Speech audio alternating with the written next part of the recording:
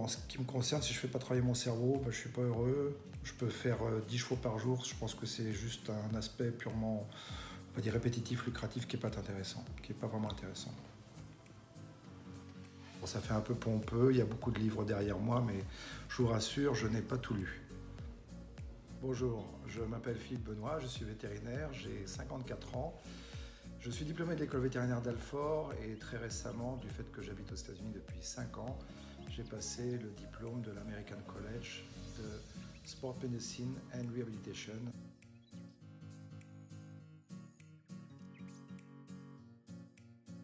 Alors pour m'améliorer, c'est assez simple. J'ai tendance à être un petit peu paresseux, même si les gens ne le pensent pas, et je suis toujours à la recherche de nouvelles choses. J'aime bien me dire que toutes les recettes qui existent, qui sont déjà sur le marché, qui sont déjà répétées, réétablies, ont besoin d'un petit coup de vent frais.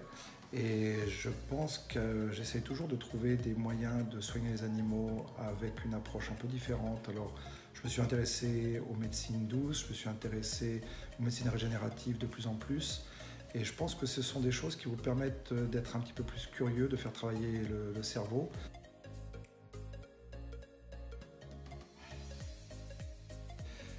Quand je suis un petit peu perdu sur un cas ou quand je ne connais pas trop l'issue du dossier, j'ai tendance à référer peut-être plus vite que beaucoup. Je pense que le pire, c'est de ne pas faire les choses correctement quand on ne sait pas.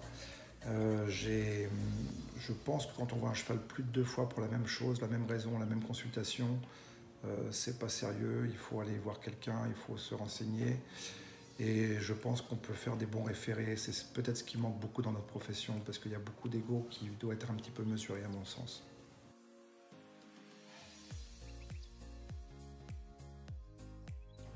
Des moments difficiles dans la vie professionnelle, j'en ai eu quelques-uns, c'est sûr. Curieusement, c'est ceux qui m'ont affecté personnellement. J'ai eu des moments difficiles avec mon personnel, avec bien sûr ma famille, quand c'est délicat de faire un bon équilibre entre la vie familiale et la vie professionnelle. Mais ce qui m'a le plus touché, c'est un client qui était très vexé, très fâché après moi pour du travail que je pensais avoir bien fait.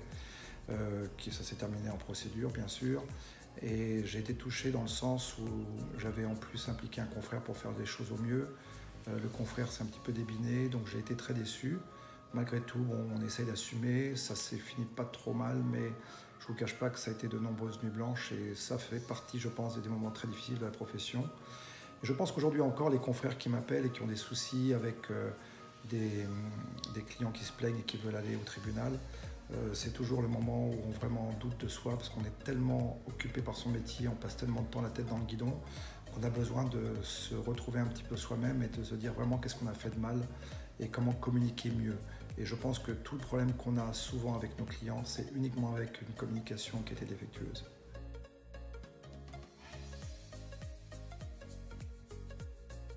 Ce qui me touche et me séduit chez mes confrères, il y a beaucoup de choses. En fait, j'ai eu quelques mentors dans ma vie, certains que vous connaissez, bien sûr le docteur Desbrosses, le docteur Denoy, mais aussi des maréchaux Ferrand, des cavaliers. Tous m'ont aidé à rester, j'espère, assez humble.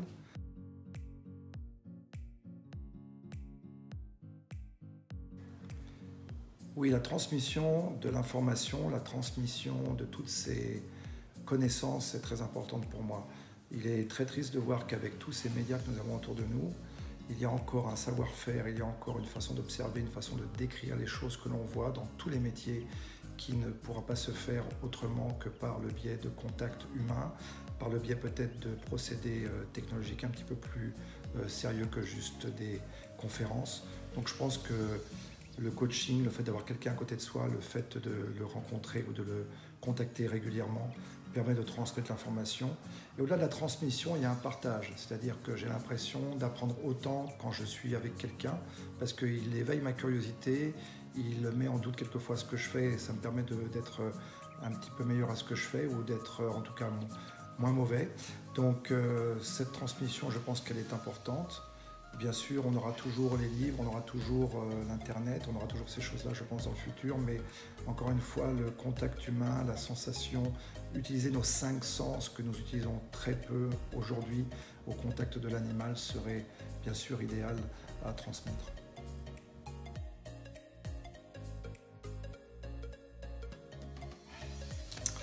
qui me rend heureux, c'est évidemment que beaucoup de vétérinaires, comme on est souvent absent, c'est d'être en famille, avec un bon dîner, un bon verre de vin, bien sûr rencontrer des amis, avoir la chance, comme on l'a pas souvent, de prendre des congés et de s'offrir des moments un petit peu privilégiés où il n'y a plus de téléphone, où il n'y a plus d'internet. On est tellement un petit peu débordé et vraiment à travers cela, c'est peut-être le conseil que je donne à tous mes confrères, c'est d'essayer de vraiment abandonner ces moments de communication avec les clients. Il ne faut pas qu'on soit esclave de ces clients-là. On ne s'est pas trop fait respecter, je pense, pendant de nombreuses années. Il est important de récupérer un petit peu ce blason doré, de se faire appeler docteur, d'arriver dans une écurie et de se faire respecter aussi bien au niveau du temps qu'on a accordé que du service qu'on a apporté.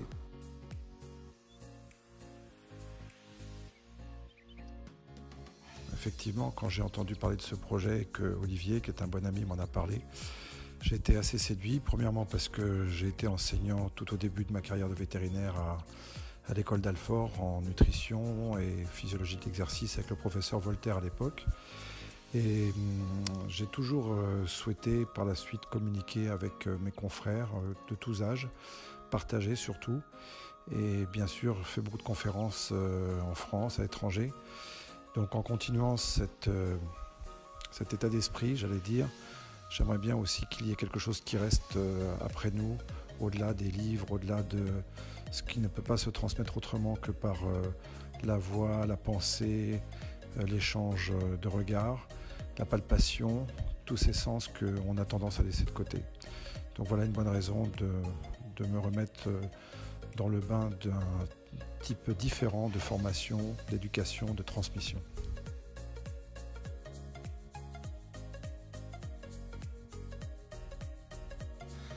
Si on prend le temps d'écouter les chevaux, ce sont de grands bavards.